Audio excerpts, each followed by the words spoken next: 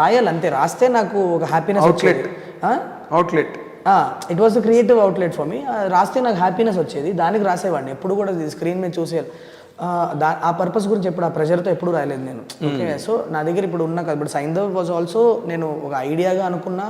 Long back I thought about it, but దానికి ఈ spinal muscular atrophy అన్న concept దీంట్లో ఇలాంటి కథలో పెడితే you know the whole the perception of the film will change అనిపించి నేను లాక్డౌన్ టైంలో కూర్చొని రాసుకున్న ఫిల్మ్ ఇది.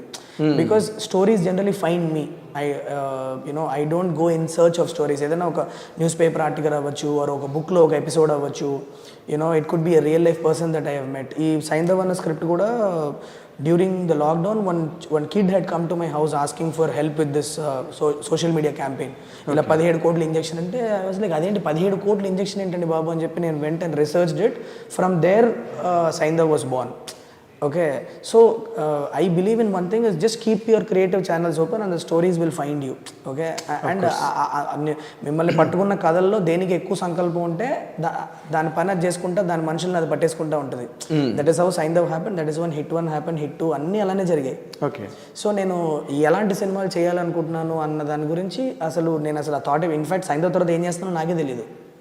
I have not lined up anything, I have not met anybody. ఏ హీరోతో చేయాలో తెలియదు, ఏం తెలియదు నాకు. I believe in one thing, there will be one spark of one spree of events that will suddenly happen after the release of the film. I feel it. Last time నేను ఒకసారి మన గ్రేట్ ఆంధ్ర మూర్తి గారితో మాట్లాడుతున్నప్పుడు కూడా అన్న ఏం చేస్తున్నారు next అంటే తెలియదు సార్ నాకు, బట్ ఏదో ఒక మూమెంట్ ఉంది, జరుగుతుంది, దానికి సంకల్పం ఉంటే అది రోడ్ వేసుకుంటే వెళ్ళిపోద్దని చెప్పా. కట్ చేస్తే 10 daysలో Saindhav was announced. This is how my life has always been. నేను ఫిల్మ్ మేకర్ అవ్వాలని రాలేదు. ఎవ్రీథింగ్ వాజ్ అసలు how did it happen Shailesh?